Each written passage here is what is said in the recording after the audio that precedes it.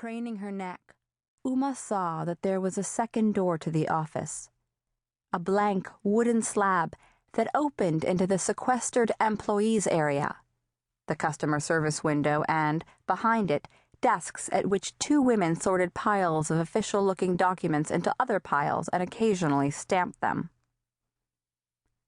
The woman at the counter pursed her lips at Uma's curiosity and frostily advised her to take a seat while there was one still available. Uma sat. What else could she do? But she resolved to keep an eye on the woman, who looked entirely capable of shuffling the visa applications around out of bored caprice when no one was watching.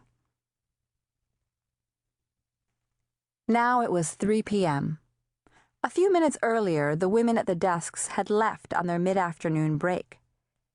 They had asked the woman in the blue sari if she wanted to accompany them, and when she had declined, stating that she would take her break later, they had dissolved into giggles and whispers which she chose to disregard. There remained 4 sets of people in the room, apart from Uma. In the distant corner was an old Chinese woman dressed in a traditional tunic, accompanied by a fidgety, sullen girl of 13 or 14 who should surely have been in school. The teenager wore her hair in spikes and sported an eyebrow ring. Her lipstick was black, and so were her clothes.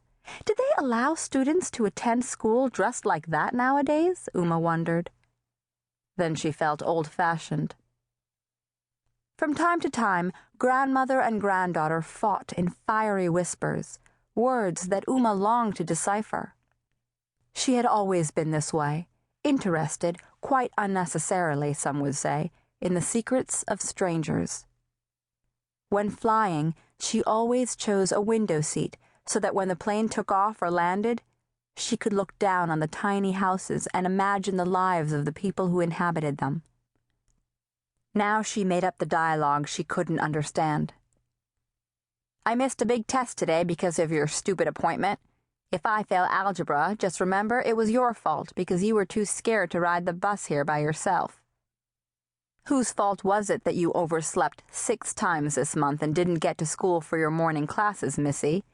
And your poor parents, slaving at their jobs thinking you were hard at work. Maybe I should tell them what really goes on at home while they're killing themselves to provide for you. Near them sat a Caucasian couple at least a decade older than Uma's parents, their clothes hinting at affluence. He in a dark wool jacket and shoes that looked Italian, she in a cashmere sweater and a navy blue pleated skirt that reached her calves. He riffled through the Wall Street Journal. She, the frailer of the pair, was knitting something brown and unidentifiable. Twice he stepped outside to smoke a cigarette, Uma guessed.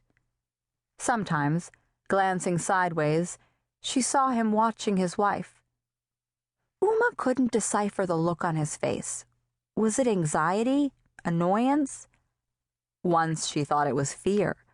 Or maybe it was hope, the flip side of fear.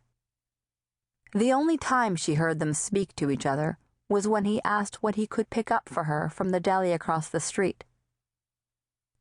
I'm not hungry, she replied in a leave-me-alone tone. You have to eat something. Build up your strength. We have a big trip coming. She knitted another row before responding. Pick up whatever looks good to you, then. After he left, she put down the knitting needles and stared at her hands. To Uma's left sat a young man of about 25, an Indian by his features, but fair-skinned as though he came from one of the mountain tribes. He wore dark glasses, a scowl, and a beard of the kind that in recent years made airport security pull you out of line and frisk you. To her other side sat a lanky African-American, perhaps in his 50s, Uma couldn't tell.